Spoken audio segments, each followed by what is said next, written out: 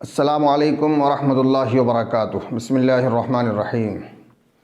اللہم صلی وسلم وبارک علی محمد وآلہ الطیبین واصحابہ المخلصین۔ معزز و محترم سامعین و ناظرین، جیسا کہ ہم نے اپنی پہلی ویڈیو میں بتایا تھا کہ بخاری، مسلم اور ترمذی میں اللہ تبارک و تعالی کی شان میں گستاخی کی گئی ہے، یعنی شان الوہیت میں توہین کی گئی ہے، اور ان تینوں میں بتایا گیا ہے کہ اللہ تبارک و تعالی اپنا قدم جہنم میں ڈالے گا۔ تو اللہ تبارک و تعالی کا جسم بھی ثابت کر دیا اور اللہ تبارک و تعالی کو جہنمی بھی ثابت کر دیا۔ یہ شان الوہیت میں توہین ہے۔ اب صرف یہ بات نہیں ہے کہ صرف شان الوہیت میں توہین کر دی، اب توہین رسالت بھی ان میں موجود ہے، بخاری میں، مسلم میں، ترمذی میں، سب میں موجود ہے۔ اب میں جو آپ کے سامنے روایت پیش کر رہا ہوں اس کو سماعت فرمائیے گا۔ یہ کتاب ہے جی بخاری شریف،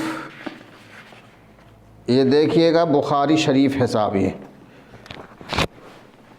یہ ہے بخاری شریف۔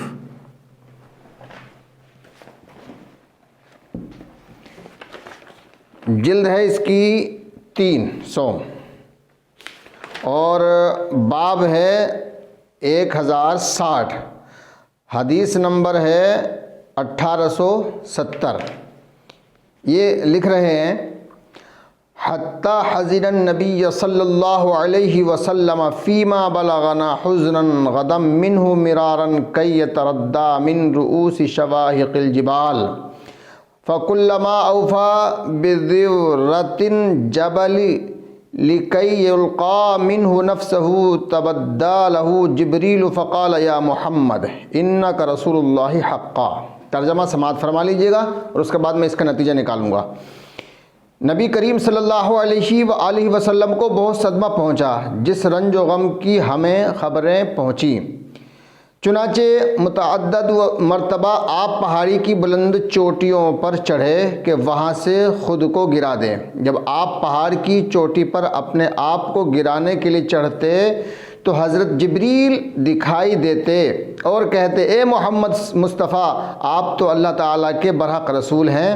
اس سے جوش اضطراب ٹھنڈا ہو جاتا اور دل کو قرار آتا، لہٰذا آپ واپس لوٹ آتے۔ جب بھی آپ پر وحی کا سلسلہ کچھ دنوں کے لیے بند ہوتا تو آپ کی یہی اضطرابی کیفیت ہوتی، اور جب اسی ارادے سے آپ پہاڑی کی چوٹی پر چڑھتے تو حضرت جبریل اسی طرح آپ سے کہتے۔ اب اس میں نتیجہ کیا ہے؟ یہ بخاری کی روایت کہہ رہی ہے کہ حضور صلی اللہ علیہ وآلہ وسلم نے خودکشی کرنے کی کوشش کی، یعنی ان سے بار نبوت برداشت نہ ہو رہا تھا، اور اللہ تبارک و تعالیٰ کا جو عہدہ ہے نبوت اور رسالت اس کو انجام نہیں دے پا رہے تھے۔ اس وجہ سے حضور صلی اللہ علیہ وآلہ وسلم خودکشی کرنا چاہتے تھے، نعوذ باللہ من ذالک۔ تو عزیزان ملت اسلامیہ، پہلی بات تو یہ ہے کہ یہ نبی پر بہتان ہے، اس لیے اللہ تبارک و تعالیٰ نے قرآن عظیم میں ارشاد فرمایا: وما ارسلناک الا رحمۃ للعالمین، اے میرے محبوب میں نے تمہیں تمام کائنات کے لیے رحمت بنا کر بھیجا ہے۔ اب جو خود اپنے وجود کے لیے رحمت نہ ہو تو پھر دوسروں کے لیے رحمت کیسے ہو جائے گا؟ جو اپنی زحمت، اپنی پریشانی دور نہ کر سکتا ہو تو دوسروں کی پریشانی کیا دور کرے گا؟ تو یہ جو روایت ہے وما ارسلناک الا رحمۃ للعالمین، یہ روایت اس آیت کی مخالفت کر رہی ہے۔ دوسری بات یہ ہے، اللہ تبارک و تعالیٰ نے اپنے محبوب کے بارے میں ارشاد فرمایا: وَلَلْآخِرَةُ خَيْرٌ لَكَ مِنَ الْأُولَىٰ، اے میرے محبوب تیری آنے والی گھڑی پچھلی گھڑی سے بہتر ہے۔ اور ایک جگہ اللہ نے ارشاد فرمایا: بسم اللہ الرحمن الرحیم، نون والقلم وما یسطرون ما انت بنعمت ربک بمجنون۔ تو عزیزان ملت اسلامی، اللہ تبارک و تعالیٰ تو اپنے محبوب کے دماغ کی، ہاتھوں کی، اور جو تم لکھتے ہو یا لکھو گے اس کی قسمیں ارشاد فرما رہا ہے۔ تو اللہ تو اپنے محبوب کے وجود کی قسمیں ارشاد فرما رہا ہے، وما ارسلناک الا رحمۃ للعالمین کہہ رہا ہے، ہر آنے والی گھڑی کو پچھلی گھڑی سے بہتر فرما رہا ہے۔ تو اب یہ بتائیے، کیا نبی خودکشی کریں گے؟ نبی خودکشی نہیں کر سکتے، ارادہ بھی نہیں کر سکتے، سوچ بھی نہیں سکتے۔ لہٰذا خودکشی کا الزام لگانا یہ نبی کی بہت بڑی توہین ہے۔ جو نبی خودکشی سے بچانے کے لیے آیا ہو، کیا وہ خودکشی کرے گا؟ نہیں کر سکتا۔ لہٰذا اب اگر آپ یہ کہتے ہیں کہ صاحب یہ روایت صحیح ہے تو بخاری غلط ہوتی ہے، اگر آپ یہ کہتے ہیں کہ یہ روایت صحیح ہے تو بخاری غلط ہوتی ہے، اور اگر آپ نبی کی شان کو بچاتے ہیں، نبی کی شان میں توہین ہونے سے بچاتے ہیں اور کہتے ہیں کہ نہیں صاحب یہ روایت نبی کی شان میں اہانت کر رہی ہے، تو پھر بخاری غلط ہوتی ہے۔ اگر روایت کو صحیح مانتے ہیں تو نبی کی شان میں توہین ہوتی ہے، اور نبی کی شان کو اہانت سے توہین سے بچاتے ہیں تو بخاری غلط ہوتی ہے۔ ہاں کرو گے تب بھی پھنسو گے، اور نہ کرو گے تب بھی پھنسو گے۔ بہرحال میرا مقصد کہنے کا یہ ہے کہ نبی کی شان بہت بلند و بالا ہے، ارفع و اعلیٰ ہے، لہٰذا یہ روایت غلط ہے۔ اس وجہ سے غلط ہے کہ یہ نبی کی شان میں توہین ثابت کر رہی ہے۔ ہم ایسی روایتوں کو نہیں مانتے، یہ روایت موضوع ہے، باطل ہے، غلط ہے۔ نمبر 1 یہ تھی بخاری شریف، ایک گستاخی بخاری میں، اور یہ میرے گھر کی کتابیں نہیں ہیں، بہت پہلے میں نے خریدی تھی یہ کتابیں جو آج میرے کام آ رہی ہیں۔ گستاخی نمبر 2 یہ ہے صحیح مسلم کتاب الحیض۔ یہ فرما رہے ہیں یقول ثوبی حجر و ثوبی حجر و حتی نظرت بنو اسرائیل الی سوءتی موسیٰ علیہ السلام۔ یہ بہت لمبی حدیث ہے، وقت بچانے کے لیے میں نے تھوڑا سا ٹکڑا پڑھا ہے، اب میں آپ کو اس کا پورا نتیجہ نکالتا ہوں۔ حمام بن منبع سے روایت ہے، یہ وہ حدیثیں ہیں جو ابو ہریرہ رضی اللہ عنہ نے ہم سے بیان کی، محمد رسول اللہ صلی اللہ علیہ وسلم سے سن کر پھر بیان کی انہوں نے کئی حدیثیں۔ ان میں ایک یہ بھی تھی کہ فرمایا رسول اللہ صلی اللہ علیہ وسلم نے کہ بنی اسرائیل کے لوگ ننگے نہایا کرتے تھے، ایک دوسرے کے سطر کو دیکھتا، اور حضرت موسیٰ علیہ السلام اکیلے میں نہاتے تھے۔ لوگوں نے کہا موسیٰ علیہ السلام ہمارے ساتھ مل کر نہیں نہاتے، ان کو تو فتق کی بیماری ہے، یعنی خصیے بڑھ جانے کی۔ ایک بار موسیٰ علیہ السلام نہانے کو گئے اور کپڑے اتار کر پتھر پر رکھ دیے، وہ پتھر خود بخود اللہ کے حکم سے ان کے کپڑے لے کر بھاگا۔ موسیٰ علیہ السلام اس کے پیچھے دوڑے اور کہتے جاتے اے پتھر میرے کپڑے دے، اے پتھر میرے کپڑے دے، یہاں تک کہ بنی اسرائیل نے ان کا سطر دیکھ لیا اور کہنے لگے خدا کی قسم ان میں تو کوئی بیماری نہیں ہے۔ اس وقت پتھر کھڑا ہو گیا اور انہیں خوب دیکھا گیا، پھر انہوں نے اپنے کپڑے اٹھائے اور غصے سے پتھر کو مارنا شروع کر دیا۔ آپ نے اس میں کچھ نتیجہ نکالا؟ یہ صاف بتا رہے ہیں کہ حضرت موسیٰ علیہ السلام ننگے ہو گئے، نعوذ باللہ من ذالک ثم نعوذ باللہ من ذالک، اور ان کی قوم نے موسیٰ علیہ السلام کو برہنہ حالت میں دیکھا۔ یعنی کچھ لوگ یوں کہتے تھے بنی اسرائیل کے کہ موسیٰ علیہ السلام کو بیماری ہے، تو لہٰذا الزام دیکھیے اللہ پر بھی الزام اور نبی پر بھی الزام، تو لہٰذا ایک بار موسیٰ علیہ السلام برہنہ غسل فرما رہے تھے دریا میں، اور پتھر انہوں نے باہر کنارے پہ رکھ دیے تھے، تو جس پتھر پہ اپنے کپڑے رکھے تھے وہ پتھر دوڑنے لگا اور موسیٰ علیہ السلام کے کپڑے لے کے بھاگنے لگا۔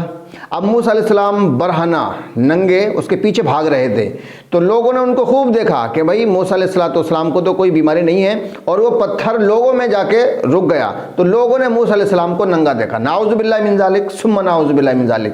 تو اس مسلم میں اور بخاری میں موسیٰ علیہ السلام کو ننگا دکھایا ہے، لا حول ولا قوت الا باللہ العظیم۔ تو یہ نبی کی بہت بڑی توہین ہے، نبی کو ننگا دکھانا یہ نبی کی توہین ہے، موسیٰ علیہ السلام کی اس میں بہت بڑی توہین ہے، لہٰذا ایسی روایتوں کو ہم باطل مانتے ہیں۔ یہ ہے مسلم، یہ مسلم ہے جی، اور ابھی میں نے آپ کو بخاری کا حوالہ دیا تھا، یہ بخاری ہے۔ اچھا جی، یہ ہے بخاری شریف، اور یہ میں اندر سے دکھا رہا ہوں آپ کو، جلد نمبر 1 ہے، یہ ہے بخاری۔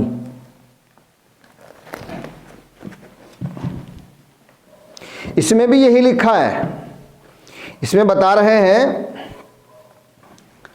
ثوبه على حجر فقال الحجر بثوبه فجمع موسى في اثر يقول ثوبي يا حجر ثوبي يا حجر حتى نظرت بنو اسرائیل الى موسى، یعنی موسیٰ علیہ السلام کے کپڑے لے کر پتھر بھاگ گیا اور وہ ان کی قوم میں پہنچ گیا، تب لوگوں نے کہا کہ موسیٰ علیہ السلام کو کوئی بیماری نہیں ہے، لہٰذا بخاری نے بھی موسیٰ علیہ السلام کو ننگا دکھایا ہے، اور مسلم میں بھی یہی بتا رہے ہیں کہ موسیٰ علیہ السلام ننگے اپنی قوم میں گئے، لا حول ولا قوت الا باللہ العلی العظیم۔ اچھا اب دیکھیے، یہ بخاری ہے، یہ جلد نمبر 1 ہی ہے، بخاری شریف، اندر سے دیکھ لیجئے گا، یہ بخاری ہے۔ اب ایک حدیث اس میں بڑی عجیب و غریب ہے، آپ سن کے تعجب کریں گے۔ اگر یہ بات کوئی غیر مسلم کہہ دے تو کہیں گے ارے اس نے تو اسلام کی توہین کر دی، حدیثوں کی توہین کر دی، یہ کیسے کہہ دیا اور وہ کیسے کہہ دیا، یہ کیسے ہو گیا۔ تو سامعین محترم دیکھیے، ایک حدیث لے کے آئے ہیں، بخاری شریف کی حدیث ہے، یہ باب نمبر ہے 164، حدیث نمبر ہے 230، بخاری کتاب الوضو۔ فَأَمَرَهُمُ النَّبِيَّ صلی اللہ علیہ وسلم بِلِقَاحٍ وَأَن يَشْرَبُوا مِنْ أَبْوَالِهَا وَأَلْبَانِهَا فَانْطَلَقُوا فَلَمَّا صَحُّوا قَتَلُوا رَاعِيَ النَّبِيِّ صلی اللہ علیہ وسلم۔ اب میں اس کا آپ کو ترجمہ سناتا ہوں۔ حضرت انس فرماتے ہیں، عقل یا ارینا قبیلہ کے کچھ لوگ مدینے میں آئے، مگر وہ مدینے میں بیمار ہو گئے، تو آپ نے انہیں صدقے کے اونٹوں میں سے لے جانے کا حکم دیا اور فرمایا یہ لوگ ان کا دودھ اور پیشاب پیے۔ کیا فرما رہے ہیں؟ نعوذ باللہ من ذالک، یعنی حضور کے اوپر یہ بہتان لگایا گیا، الزام لگایا گیا۔ حضور فرما رہے ہیں کہ یہ اونٹوں کا دودھ اور پیشاب پئیں، تو پھر حدیث کے مطابق تو پیشاب پینا جائز ہو گیا اونٹوں کا، تو پیو پیشاب، حدیث میں لکھا ہوا، بخاری میں لکھا ہوا، ترمذی کا حوالہ بھی دوں گا میں۔ تو اب یہی بات اگر کوئی کہہ دے کہ صاحب، اگر کوئی غیر مسلم کہہ دے کہ صاحب ہم تو گائے کا پیشاب پی رہے ہیں، تو اب اگر کوئی مسلمان کہے تم گائے کا پی رہے تو ہم اونٹ کا پی لیں گے کیونکہ ہماری تو حدیث میں لکھا ہوا، تو پیو گے پیشاب۔ اب ظاہر بات ہے کہ یہ نبی پر جھوٹ ہے۔ نبی جو ہے نا ستھری چیزوں کو حلال کرتا ہے اور گندی چیزوں کو حرام کرتا ہے، وَيُحِلُّ لَهُمُ الطَّيِّبَاتِ وَيُحَرِّمُ عَلَيْهِمُ الْخَبَائِثَ۔ اور یہاں حضور پر الزام لگ رہا ہے کہ رسول نے کہا کہ دودھ اور پیشاب پئیں، چنانچہ وہ چلے گئے، تب جب تندرست ہو گئے تو رسول اللہ صلی اللہ علیہ وسلم کے بھیجے ہوئے چرواہے کو قتل کر دیا اور جانور ہانک کر لے گئے۔ میرا مقصد یہ ہے کہ یہ بخاری میں جو لکھا ہوا ہے کہ حضور نے فرمایا کہ دودھ اور پیشاب پئیں تاکہ یہ تندرست ہو جائیں، تو کیا حضور صلی اللہ علیہ وآلہ وسلم اونٹوں کا پیشاب پینے کے لیے حکم دیں گے؟ ہرگز نہیں دے سکتے۔ اب اگر یہ روایت صحیح ہے تو رسول پر الزام کہ رسول نے پیشاب پینے کا حکم دیا، اور اگر یہ کہتے ہو کہ صاحب رسول نے پیشاب پینے کا حکم نہیں دیا تو بخاری کی روایتیں غلط ہوتی ہیں۔ اب ہاں کرو تب بھی پھنسو، نہ کرو تب بھی پھنسو، اب جو تمہارا دل کرے وہ جواب دے دو۔ اگر بخاری کی روایت کو صحیح بتاتے ہو تو رسول کی شان میں توہین ہو رہی ہے، اور اگر رسول کی شان بچاتے ہو تو بخاری جا رہی ہے۔ ایج یو لائک، جو آپ کی مرضی جواب دے دیں۔ دیکھیے صاحب، یہ ہے بخاری، اچھا یہ ہے جی ترمذی، جامع ترمذی، اندر سے ہم آپ کو دکھائے دیتے ہیں، یہ ہے جامع ترمذی،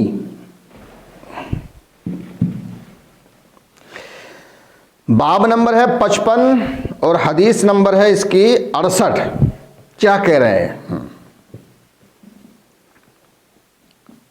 فبعثهم رسول اللہ صلی اللہ علیہ وسلم فی ابل الصدقة وقال اشربوا من البانها وابوالها فقتلوا راعی رسول اللہ صلی اللہ علیہ وسلم۔